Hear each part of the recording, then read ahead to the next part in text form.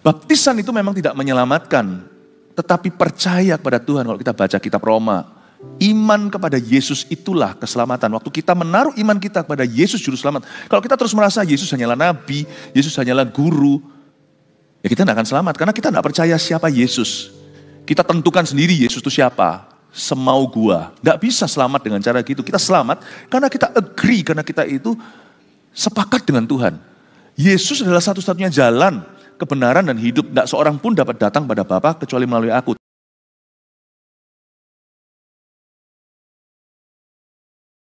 Segala puji, hormat, syukur hanya bagi Allah yang hidup, yang kami sembah di dalam nama Yesus Kristus. Terima kasih Tuhan untuk kemurahan Tuhan sepanjang minggu. Thank you untuk kesetiaan Tuhan sepanjang hidup kami. Terimalah penyembahan dan pujian dari hati umat-Mu, dari hati kami yang paling mendalam. Makasih Yesus. Hari ini Kau mencari mutiara yang hilang, dirham yang hilang, anak yang hilang, domba yang tersesat itu. Kau akan menemukannya.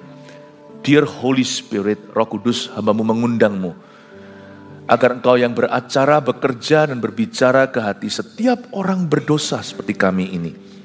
Dan Kau bawa kami setapak lagi untuk menyatu dan merapat dengan Tuhan Yesus. Biar keselamatan terjadi atas kami dan keluarga kami, sebab Engkau adalah juru selamat kami yang hidup. Sampaikan sabda-Mu, hamba-Mu tidak mampu. Kau hanya memakai aku, Tuhan Yesus. Biarkan menjadi saluran kuasa-Mu. Sembunyikan di balik salib-Mu. Dalam nama Yesus, haleluya. Amin. Puji Tuhan, selamat pagi, shalom semua. Hari ini aku dan keluargaku diselamatkan adalah tema besarnya. Ibadah 5 kali, saya akan berkhotbah 4, Pastor Yohanes yang terakhir nanti. Sipora dan suaminya, sebentar lagi kita bahas. Gideon dan papanya, Naomi dan menantunya. Lahir baru itu apa? Lalu nanti dijelaskan oleh Pastor Yohanes, mappingnya sejak dulu, bagaimana Tuhan menunggu kita untuk diselamatkan. Mari kita belajar sesuatu tentang kuasa doa seorang wanita dalam keluarga. Bisa dimulai dengan kaum Hawa. Manusia jatuh dalam dosa dulu, bukan menyalahkan ya, kita semua berdosa, Hawa atau Adam. Tapi perempuan itu punya pengaruh. Instead of daripada saya berkata Musa dan Sipora istrinya, saya balik sekarang. Sipora jadi lakonnya, Musa jadi tambahan. Sipora dan suaminya. Keluaran pasal 4, ayat 24 sampai 26 dulu. Saya bacakan, lalu saya jelaskan gimana Tuhan bisa selamatkan satu family. Dimulai dari mama. Kita lihat ayat 24. Tetapi di tengah jalan, di suatu tempat bermalam, Tuhan bertemu dengan Musa. Laki-laki itu ya. Dan berikhtiar untuk membunuhnya. Hah, Tuhan mau bunuh Musa? Jangan pikirannya negatif dulu ya. Kayak bunuh Musa karena kita terlalu sering nonton film sadis. Kayak bunuh itu kayak dicelup gitu ya. Tuhan kalau bunuh Musa itu artinya Tuhan putuskan nyawanya. Tuhan memutuskan untuk kau berakhir malam ini, sudah selesai. Karena Tuhan itu yang pegang kunci hidup dan kunci mati, bukan berhala. Yang Tuhan pegang itu adalah kunci kematian kita dan kunci kehidupan. Sana percaya nggak percaya Yesus adalah Tuhan, Tuhan Yesus tetap Tuhan. Tuhan pegang. Makanya itu jangan kita menyembah berhala. Karena berhala buatan tangan manusia, kita ini buatan tangan Allah. Jangan sembah manusia, manusia itu podowai, sami mawon, sami saja, akan mati. Jangan sampai kita itu seperti orang buta menuntun orang buta, dua-dua jatuh dalam selokan. Mau sembah itu sembah Allah yang hidup. Dan dia pernah datang sebagai manusia, menunjukkan dirinya. Tiada lain, tiada bukan, dialah Yesus. Dan Tuhan berikhtiar untuk membunuhnya. Karena Musa melakukan satu kesalahan fatal. Lalu Sipora mengambil pisau batu, dipotongnya kulit katan anaknya, alias disunat. Kemudian disentuhnya dengan kulit itu kaki Musa sambil berkata, sesungguhnya engkau pengantin darah bagiku. Oh, ternyata Tuhan marah atau Tuhan murka karena Musa gampangin keselamatan bagi keluarganya. Bisa jadi loh ya, seorang pendeta besar pun kalau dia pelayanan-pelayanan, tapi keluarganya sendiri gak pernah dibaptis. Anggota keluarganya sendiri gak pernah dibawain Injil. asumsi lah kalau mereka sudah lahir di keluarga ini pasti selamat. Gak bisa, keselamatan itu tidak otomatis. Boleh semi otomatis atau semi manual. Orang jadi dekat sama kerajaan Allah karena mereka sudah dilahirkan Kristen. Orang sudah bisa dekat pada pintu keselamatan itu karena papa mamanya sudah melayani Tuhan. But setiap orang harus memutuskan sendiri untuk ikut Yesus. Karena keselamatan tidak bisa titipan, titip doa ya. Gak bisa kita masuk surga itu titip kunci. Cannot, gak bisa. Dan banyak orang berkata gak apa-apa nanti last minute-an, terakhir lah. Saat-saat terakhir kan dia bisa diselamatkan. Gini loh, keselamatan itu memang cuma-cuma, tapi jangan main-main. Karena itu yang paling penting dan paling berharga. Jangan last minute-an. Kita itu seringkali main teka-teki sama diri sendiri atau kita itu main untung-untungan. Gak boleh. Karena Tuhan tidak akan dipermainkan. Gak apa-apa, gampang. Nanti aku terakhir-terakhir aja baptis atau terakhir-terakhir aja aku kenal Tuhan. Tuhan tuh gak bisa digituin karena Tuhan tuh maha tahu. Kita gak bisa sengaja. Kita aja gak mau digituin kok sama orang kok. Kita gak mau digituin kok. Padahal kita itu gak tahu apa-apa. Kita gak tahu motivasi orang. Tuhan tuh membaca hati. Jadi orang yang berkata gampang nanti terakhir aja lah aku baru terima Yesus. Sekarang yang nyaman dulu aja lah. Aku gak mau ganti kepercayaanku, terlalu ribet. Nanti aja akhir-akhir. Gimana kalau akhir-akhirnya Tuhan cemburu dan berkata aku gak mau. Aku gak mau kamu gini aku. Memang ada orang yang diselamatkan Tuhan last minute-an. Tapi kita gak boleh by perencanaan. Kalau kita dengan merencanakan, kemungkinan Tuhan tidak akan selamatkan. Sangat mungkin loh ya. Misalnya, di sini ada seorang laki-laki, suami. Atau inilah ya, ada seorang cowok ya. Lalu habis itu kejar seorang cewek. Ceweknya berkata, nanti aja, terakhir aja. Aku coba dulu lihat laki-laki lain mau gak sama aku. Nanti terakhir kalau aku sudah bosan sama mereka semua, aku mau sama kamu. Itu laki-laki kalau ada harga diri, pasti meninggalkan perempuan itu. Ngapain? Ngapain aku cuma jadi lelesan, jadi cadangan, digantung terus begitu. Sorry, kalau seorang pria bisa menjual harga dirinya, ya mau digituin sama perempuan. Nanti aku coba tunggu dulu yang lainnya selesai, nanti bosen, aku umur 40 baru mau sama kamu.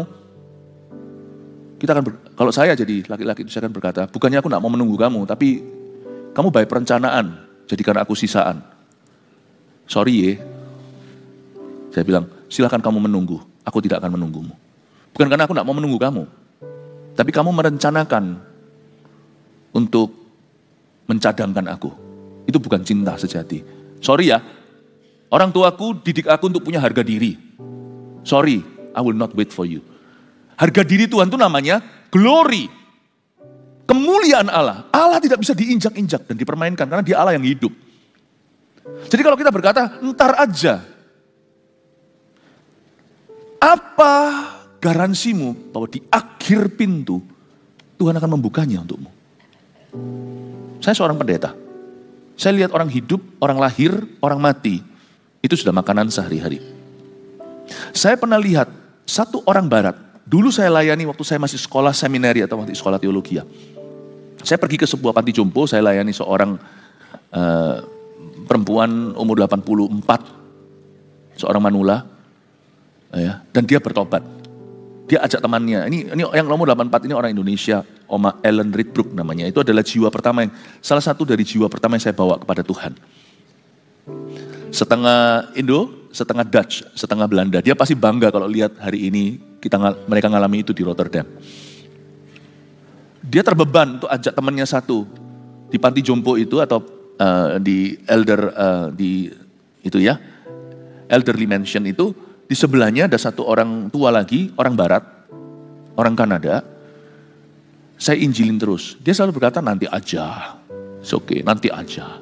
Dia terus bilang nanti sebelum aku mati. Before I die. Dan sungguhan saya dapat kesempatan sebelum dia mati. Karena waktu dia tarik nafasnya sudah mulai susah, mau dibawa ke rumah sakit. Pas saya ada di situ sama Ibu Ellen Ridbrook. Dan akhirnya saya dipanggil karena Oma Ellen itu minta sama saya tolong layani temannya. Karena orang yang dijamah hatinya, yang bertobat pasti terbeban untuk jiwa lain. Nggak mungkin nggak, karena kita ini pengemis yang ketemu roti. Kalau kita dijamah oleh kasih, nggak mungkin kita simpan roti itu. Kita pasti mau orang lain terima roti kehidupan. Jadi kalau di sini ada orang Kristen yang nggak terbeban untuk orang lain yang belum Kristen. Bukan soal kristenisasi, bukan soal agama, bukan roh agamawi. Tapi ketemu Yesus maksudnya. Kalau kita sendiri menemukan Tuhan, atau lebih tepatnya kita sudah ditemukan. Lalu kita lihat orang lain masih terhilang, kita tidak berbuat sesuatu. Paling tidak kita tidak terbeban untuk orang itu. Please ragukan keselamatanmu. Please ragukan. Saya tidak ngomong ini ajari Anda untuk bimbang. Tapi untuk introspeksi. Karena orang yang hatinya diselamatkan Tuhan tidak mungkin tidak terbeban untuk orang lain yang terhilang. Kalau Yesus di dalam tubuhmu, di dalam hatimu, pasti sesuatu terjadi di hatimu. Gak ada orang minum racun mulutnya gak berbusa, gitulah ceritanya ya. Gak ada orang minum Yesus, air hidup itu, atau terima Yesus di hati, lalu hatinya gak berubah, itu gak ada. Minimal hatinya pasti terbeban, meskipun dia sendiri masih takut, bimbang, gak tahu mulai dari mana. Waktu saya bertobat 33 tahun yang lalu, 1992, sesuatu terjadi di hati saya. Sejak hari itu, saya rasa kepingin semua orang di seluruh dunia ini kenal Yesusku. Meskipun waktu itu saya masih bayi rohani, hari pertama saya lahir baru, di bulan September waktu itu. Saya lahir pertama juga September. Saya lahir kedua, lahir kembali oleh Roh Kudus. Juga September. Tapi kelahiran baru itulah yang membuat saya masuk dalam kerajaan sorga. Bukan kelahiran pertama. Sekalipun dari kecil saya sudah beragama Kristen. Tapi waktu saya lahir baru, saya baru masuk dalam kerajaan sorga. Dan hari ketika saya bertobat saya ingat kok. Itu sore-sore setelah saya dijamah Tuhan. Itu keluar dari gereja itu saya rindu semua orang. Itu lihat di jalanan agak alay sih, agak lebay sedikit sih. Tapi untung saya tidak cari perhatian. Di hati saya itu lihat orang-orang yang selama ini sudah biasa saya lalui. Lalu lalang manusia. Saya kepingin mereka kenal Tuhan. Saya bilang, what's wrong with me? Ada apa yang salah dengan saya? Baru 1 jam lalu saya masuk gereja itu, peduli amat. Waktu saya dijamah Tuhan saya bertobat. Hatiku itu pedulikan orang lain yang belum selamat. Ada apa dengan saya? Ada apa yang salah dengan saya ya? Lebih tepatnya, what's right with me sih? Ada apa yang benar dengan saya hari itu? Itu satu, tapi saya nggak tahu. Kalau saya hari itu langsung dilepas di jalanan, suruh nginjil, saya pasti gagal total. Saya nggak tahu mulai dari mana, ngomong apa. Tapi hatinya berubah dulu. Kalau anak Anda waktu lahir tidak nangis, bahaya itu. Setiap bayi harus menangis, pasti ada sesuatu terjadi. Saya ingin Anda untuk mengerti satu poin ini. Bahwa salah satu buah pertama bukan buah roh, tapi buah keselamatan yang terjadi di dalam diri kita waktu kita lahir kembali oleh Roh Kudus adalah we will see our need to get saved. Kita akan melihat kebutuhan kita untuk diselamatkan. Dan kita juga bisa merasakan kebutuhan orang lain yang perlu diselamatkan. Meskipun mungkin kita belum bisa, kita belum berani. Itu yang terjadi, coba kita lihat ayat 28. Lalu Sipora mengambil pisau batu, dipotongnya kulit katan anaknya. Kemudian disentuhnya dengan kulit itu, kaki Musa sambil berkata, sesungguhnya engkau pengantin darah bagiku. Ingat ya, pengantin darah. Memang kesannya seperti judul film horor. Tetapi ini bukan. Pengantin darah itu artinya suami dan istri harus jadi penyelamat nyawa pasangannya. Suami dan istri harus saling melengkapi, bukan saling menjatuhkan. Saling mengcover, bukan dalam kejahatan, tapi dalam kebenaran. Kalau suaminya masih belum kenal Tuhan, istri harus mengusahakan. Anaknya belum kenal Tuhan, kalau papa mamanya sudah, papa mama harus sama-sama mengusahakan. Tapi kalau hanya mama juga harus mulai mengusahakannya. Lalu Tuhan membiarkan Musa, pengantin darah kata Sipora waktu itu karena mengingat sunat itu. Kenapa sih? Apa sebenarnya yang terjadi sehingga Musa mau diakhiri oleh Tuhan? Di perjanjian lama, perjanjian damai dengan Tuhan itu lewat hukum sunat. Jadi dulu Roh Kudus itu belum dicurahkan ke semua orang.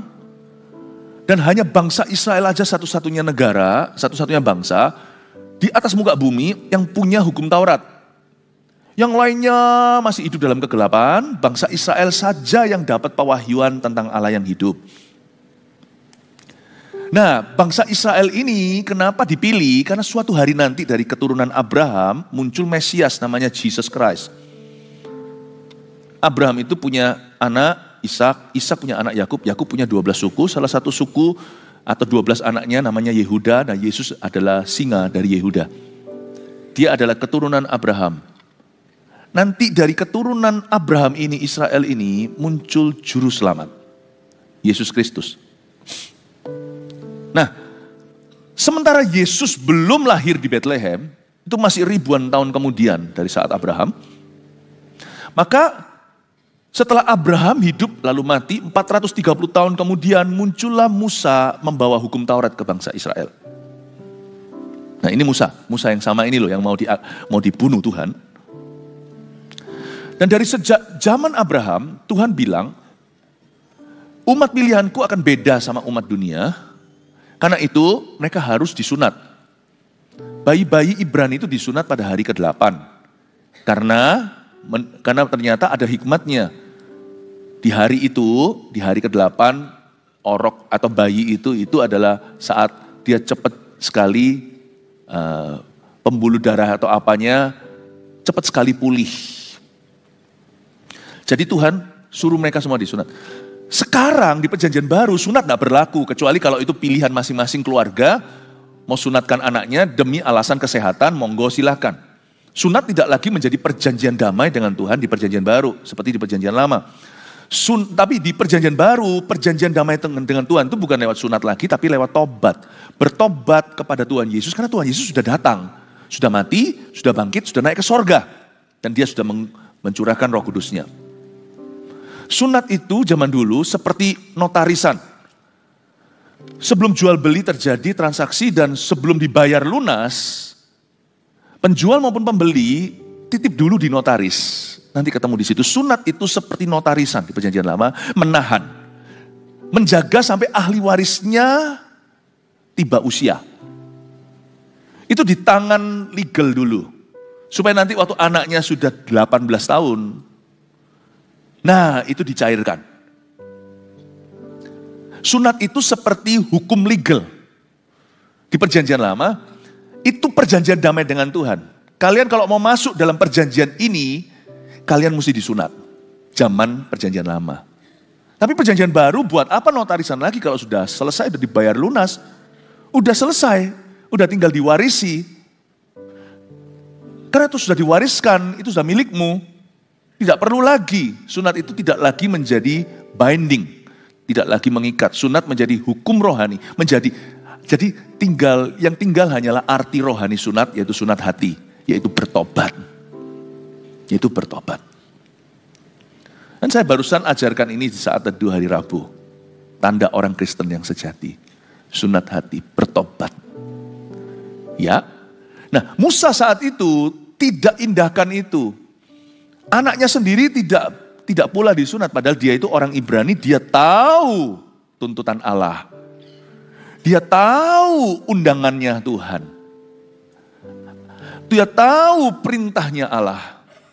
Musa tahu dari kecil dia dididik oleh ibunya sendiri sekalipun di dalam istana Firaun. Mamanya yang besarkan dia, Naamah itu juga mama kandungnya. Musa sudah diajari. Tapi dia ulur-ulur, baptis nanti kali. Zaman sekarang tidak perlu lagi disunat, cukup tobat dan dibaptis. Markus 16, beritakanlah Injil kepada segala makhluk, pergilah. Barang siapa percaya dan dibaptis, diselamatkan. Ayat itu perlu kita terawang. Meskipun yang dimaksudkan di situ yang diselamatkan adalah mereka yang percaya. Baptisan adalah langkah pertama ketika seseorang sungguh-sungguh bertobat. Matius 28, amanat agung yang terkenal itu Tuhan berkata, pergi jadikan semua bangsa muridku. Tapi mulai dengan ini, baptiskan mereka dalam nama Allah Bapa, Putra dan Roh Kudus. Ketahuilah aku menyertai kamu senantiasa sampai pada akhir zaman. Tuhan tidak ingin mendapat follower. Tuhan ingin mendapat murid. Dan murid tidak bisa jadi murid kalau dia nggak bertobat dulu. Dan setelah dia bertobat, dia dibaptis. Baptisan memang tidak menyelamatkan. Kalau gitu berarti penyamun di samping Yesus itu nggak layak masuk ke Firdaus. Tapi penyamun itu nggak punya pilihan, dia digantung, sudah dipaku. Kita punya pilihan karena kita masih bisa bebas berjalan kaki, kita bisa ke gereja. Baptisan itu memang tidak menyelamatkan, tetapi percaya kepada Tuhan. Kalau kita baca kitab Roma, iman kepada Yesus itulah keselamatan. Waktu kita menaruh iman kita kepada Yesus juru selamat. Kalau kita terus merasa Yesus hanyalah nabi, Yesus hanyalah guru, ya kita tidak akan selamat. Karena kita tidak percaya siapa Yesus. Kita tentukan sendiri Yesus itu siapa. Semau gua. Tidak bisa selamat dengan cara gitu. Kita selamat karena kita agree, karena kita itu sepakat dengan Tuhan. Yesus adalah satu-satunya jalan, kebenaran dan hidup. Tidak seorang pun dapat datang pada Bapa kecuali melalui aku. Tapi kalau ada orang Kristen yang percaya Yesus adalah Tuhan, tapi dia salah satu. Tuhan iya, tapi dia juga menyembah berhala. Loh, saya tahu berhala itu bisa macam-macam hari ini. Kita bisa jatuh lagi.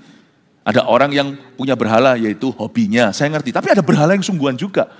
Dia bagi kepercayaan, Yesus salah satunya. Kalau Anda percaya Yesus adalah Tuhan, tapi dia salah satu saja yang kau praktekkan, dan dia bukan Tuhan dalam hidupmu.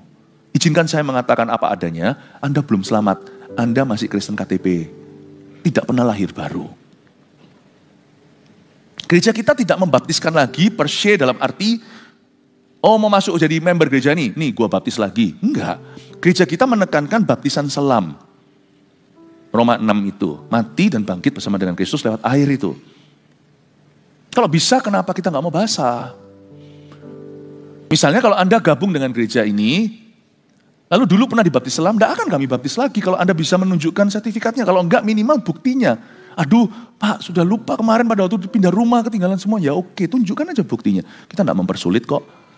Tapi kalau Anda belum dibaptis selam, itu yang kami akan tekankan. Which is okay, setiap gereja kan punya pendirian. Ini pendirian kami, sebab saya yakin dan punya keyakinan baptisan selam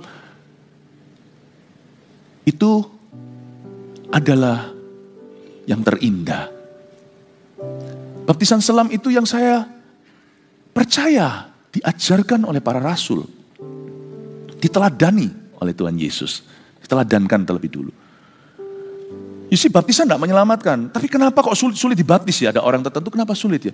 Why so hard? Itu sama dengan kita ngomong terus ya. Aku cinta padamu, tapi aku tidak berani kawin sama kamu. Baptisan itu cincin kawinnya. Cincin kawinnya.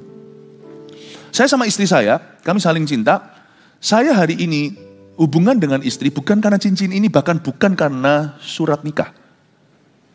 Tapi saya tidak takut kalau saya cinta sama seorang wanita atau sebaliknya, seorang perempuan cinta sama saya, tidak akan takut berkata I do atau saya bersedia pasang cincinnya, surat kawinnya. Why so hard kita dibaptis? Kalau memang cinta gitu. Saya pernah layani, sebagai seorang gembala, saya pernah layani suatu pasangan muda-mudi yang membuat saya haru. Mereka saling cinta, ya layaknya anak-anak muda lah sejoli. Lalu sang perempuan, kok bisa ya hidup itu memang tidak bisa kita duga. Di saat-saat minggu-minggu terakhir atau bulan-bulan terakhir sebelum pernikahannya hari H. Itu saya tahu karena saya juga baru mantu. Itu sibuk kan. Yang perempuannya kena cancer. Lalu tiba-tiba drop. Tipe cancer yang membuat orang itu langsung drop. Bukan cancer yang grogotin pelan-pelan. Ada tipe-tipe tertentu yang ganas sekali dan udah langsung begitu. Itu di kantor saya lama dahulu, duduklah mereka berdua dengan orang tua, dan papa mama yang perempuan itu berhati mulia. Kau tidak harus menikah, kita batalkan. Karena tidak mau nanti kalau anaknya itu meninggal, calon mantunya ini langsung jadi duda. Karena meninggalnya itu pasti dalam hitungan minggu, paling-paling 1-2 bulan. Dalam kondisi sudah ada sekarat. Kantor saya udah kelihatan. Tapi sang laki-laki berkata, tidak. Aku tetap nikah sama dia. Bener kan? Mereka kawin, lalu habis itu jadi duda. Perempuannya mati. Itu membuat saya itu belajar sesuatu dalam hidup ini. Saya belajar bahwa kalau kita bisa, kita mau. Meskipun sementara di bumi itu, nikah. Baptis juga kita gak bawa ke surga, tapi itu adalah pencetusan iman bahwa I belong to Christ.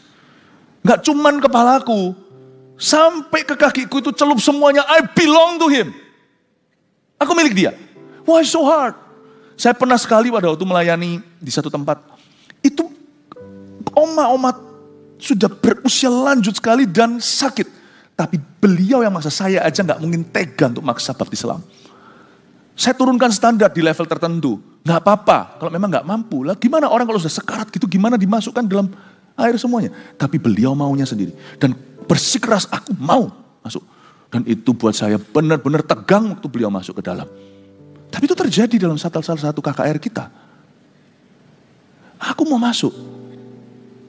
Wow, untungnya enggak waktu masuk setelah keluar. Nanti kan saya bisa dimarahi, dituntut sama keluarganya. Tapi atas kemauan sendiri. Mungkin ya dalam benak beliau. Tentunya sekarang beliau juga sudah tidak ada. Itu puluhan tahun yang lalu. Ini orang sudah berusia sangat lanjut. Minta dicelup, minta masuk dalam kolam baptisan. Saya cuma bayangkan aja mungkin ya di benak beliau begini. Kalau memang aku masuk ke kolam ini lalu Tuhan panggil ya, paling mulia lah take off-nya dari sini. Iya, tapi kan saya yang tegang ya kan. Orang-orang yang tidak punya kepercayaan Yesus aja percaya mati di mana itu paling mulia kok. Kita kok takut, bukan takut mati, belum sampai level itu, takut hidup bagi firman. Kalau Anda belum dibaptis, ayo jangan tunda. Tapi kembali saya mau ceritakan dulu tentang peran Zipora di sini. Dia disebut pengantin darah. Dia menyebut suaminya pengantin darah. Ini suatu pesan bahwa suami dan istri harus saling menyelamatkan. Saya ajak kita buka 1 Korintus pasal 6 ayat 14. Satu ayat saja lalu saya jelaskan. Saya merasa ada pesan profetik pagi ini meskipun ada pesan yang lebih umum tadi tentang keselamatan. Tapi pesan profetiknya adalah bagaimana keselamatan bisa masuk dalam satu keluarga lewat seorang ibu rumah tangga, lewat seorang mama. Atau lewat seorang istri. 1 Korintus 7 ayat 14. Karena suami yang tidak beriman itu dikuduskan oleh istrinya, dan istri yang tidak beriman itu dikuduskan oleh suaminya. Andai kata tidak demikian, niscaya anak-anakmu adalah anak cemar, tetapi sekarang mereka adalah anak-anak kudus.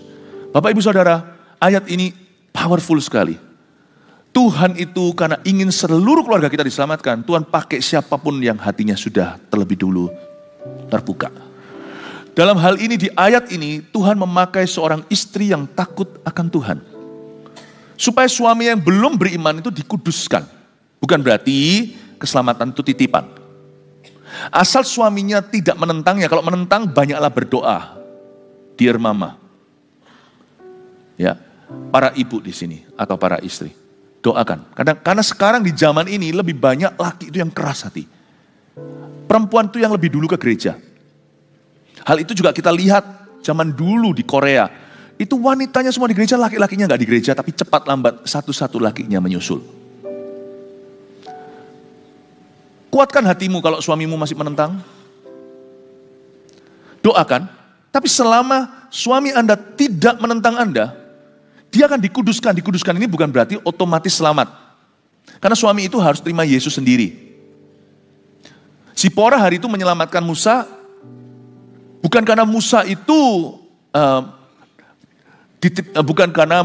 selamat. Musa tidak diselamatkan karena istrinya. Musa juga punya hubungan pribadi sendiri dengan Tuhan. Tapi Musa dalam konteks ini tidak menentang karya Tuhan dalam dirinya. Tapi sang istri yang mengcover suaminya di mana suaminya lengah. Istilahnya itu mereka tidak jadi partner dalam kejahatan. Kalau sang suami lagi ngamuan, sang istri itu yang bisa sabar.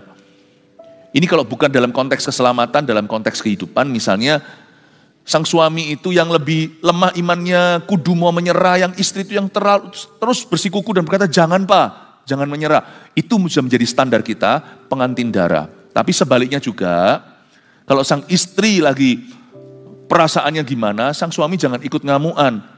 Sang istri lagi datang bulan, sang suaminya itu gak peka, bukan dielus-elus, malah justru tersinggung sendiri. Padahal perempuan kadang-kadang maunya adalah untuk dimengerti, tidak selalu harus dijawab pertanyaannya. Karena laki dan perempuan itu seringkali di halaman yang berbeda. Papa sudah tidak cinta sama aku, dia beberkan, laki-laki itu membeberkan pada istrinya semua bukti bahwa dia cinta.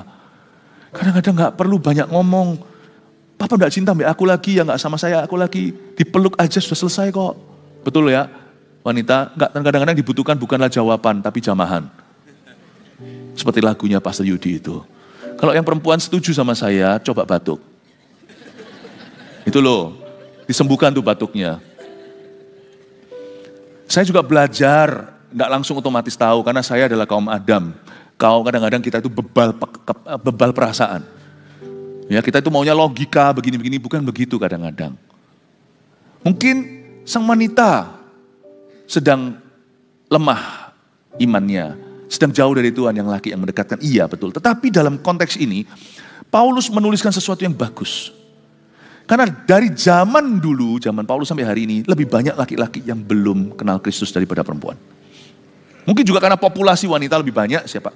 Mungkin juga. Tetapi laki-laki pada dasarnya, waktu jatuh dia lebih keras. Adam dan Hawa waktu Adam jatuh itu lebih keras. Saya ingatkan bahwa peran Anda, jangan jadi, bukan yes man, jangan jadi yes woman. Tapi juga jangan menentang, diajari oleh Paulus di sini, suaminya dikuduskan oleh karena istrinya. Ada ayat lagi yang lainnya, saya nggak buka satu persatu, tidak banyak bicara, yang perempuan lewat kelakuan baiknya bisa membungkam suaminya. Saya bersyukur dalam pernikahan kami, saya dan istri saya, hal itu tidak perlu terjadi. Kami biarkan menjadi Priscilla dan Aquila, bukan Ananias dan Safira yang saling menjatuhkan, tapi menjadi suami istri yang saling melengkapi. Suami istri kalau sudah sama-sama melayani itu double lewi, itu luar biasa. Karena itu akan cepat sekali. Jadi anak-anaknya itu cepat bertumbuh dewasa dalam Tuhan, dan mereka akan dipakai Tuhan sebelum waktunya. Tapi kalau memang harus menunggu karena pasangannya masih belum ke situ, makanya itu kalau belum telat, yang Kristen cari untuk menikah dengan sesama orang Kristen yang lahir baru. Tidak perlu Tuhan mengorbankan Anda untuk menyelamatkan orang lain. Tapi kalau memang Anda dalam pernikahan yang masih jomplang, masih timpang, artinya satu Kristen satu bukan, maka tugas Anda, hai ibu, kemungkinan besar ya, 7 dari 10 pasangan seperti ini lakinya yang belum Kristen. Atau lakinya yang belum lahir baru. Maka sang wanita jangan jadi yes man, jadi yes woman. Harus berdoa. Tuntun suaminya, minimal kalau Anda punya anak, demi anak Anda supaya anak Anda tidak menjadi anak cemar. Kalau pilihannya Kristus atau berhala, tanpa Anda gegeran besar di rumah, pakai pengaruhmu, beli hakmu untuk bicara, lewat kelakuan baikmu, untuk menangkan anak Anda, bawa, bahasa dulu, sekolah minggu, bahasa sekarang, bawa ke gereja anak. Rebut anak-anakmu. Jangan ya udah terserah gimana 50-50 sebagian ini sebagian situ. Enggak, jangan.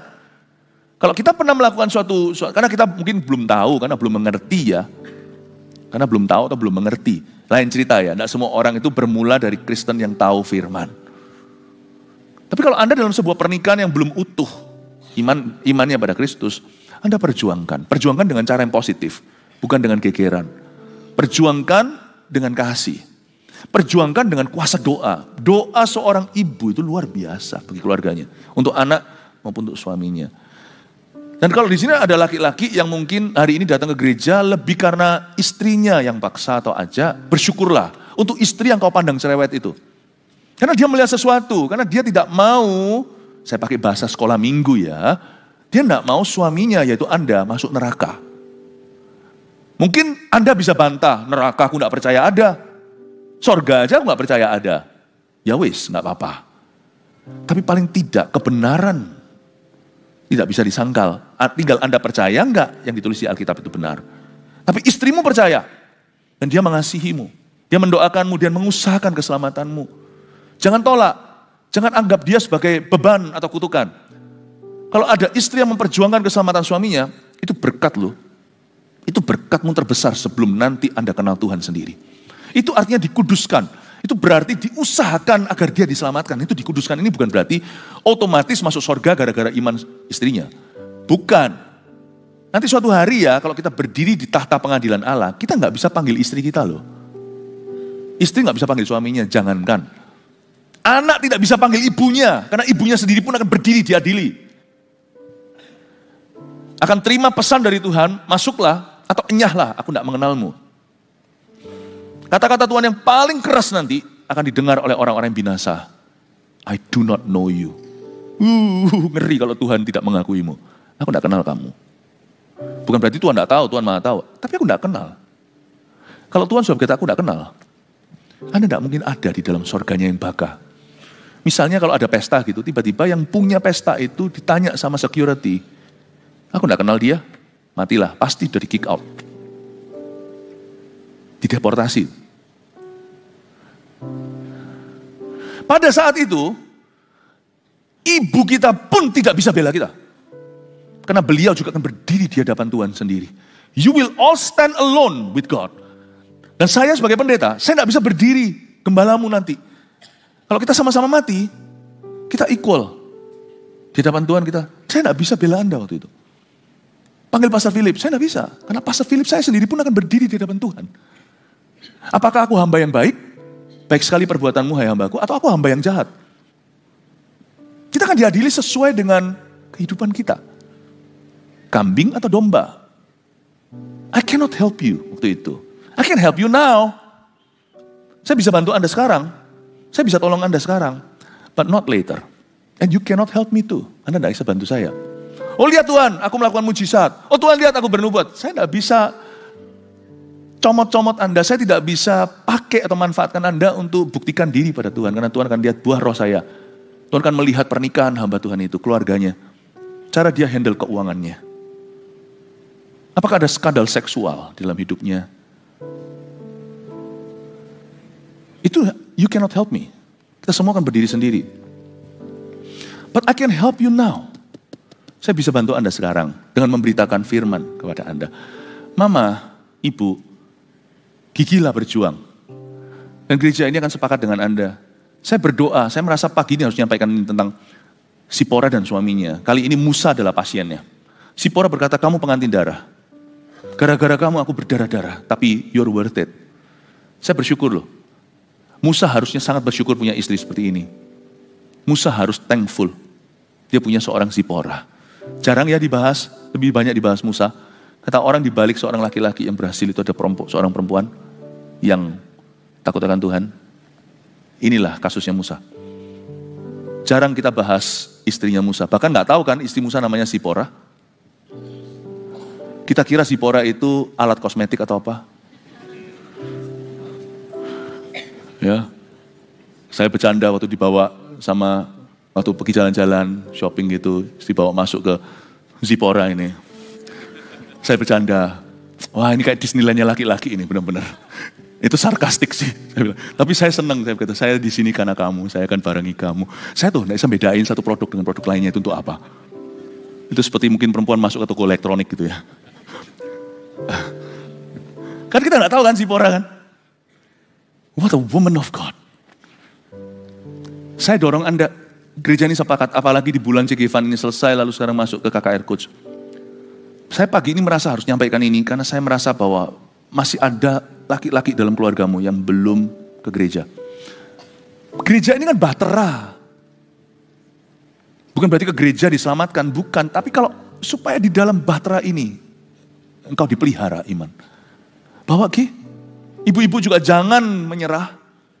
Dan kita harus berusaha sampai keluarga kita diselamatkan semua. Dan hari ini, kalau nanti maju ke depan saya undang orang-orang yang mau terima Tuhan, laki atau perempuan sama saja. Barengi. Mungkin beberapa orang rasa takut maju karena merasa dilihatin semua orang. Jangan GR, tidak ada orang melihati Anda.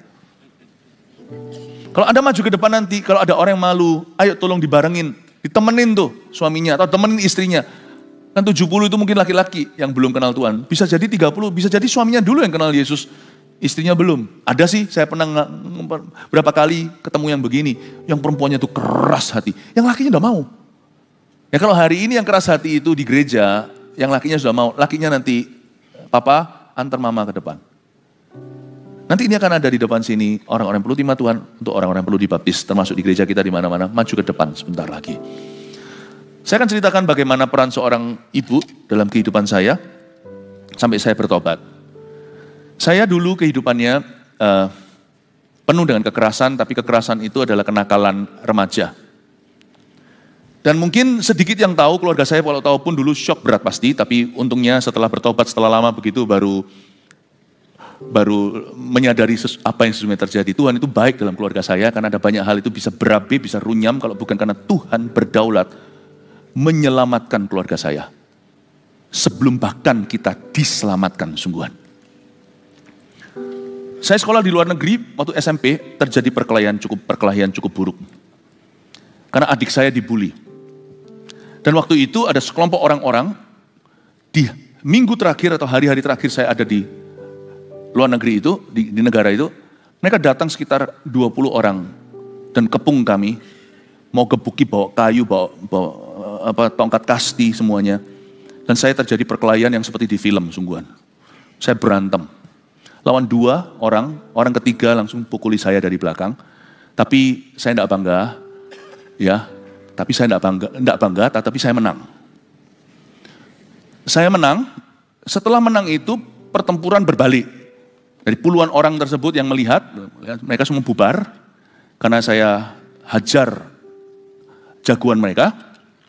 Lalu setelah itu orang yang bukan orang 3 orang itu yang saya hajar. Ada 1 orang yang menjadi provokatornya. Itu orang yang selalu taunting, yang selalu mengancam, dan terus gimana yang termasuk bully adik saya. Dan kata-katanya tidak enak, karena dalam bahasa Chinese, itu olok-olok mama saya.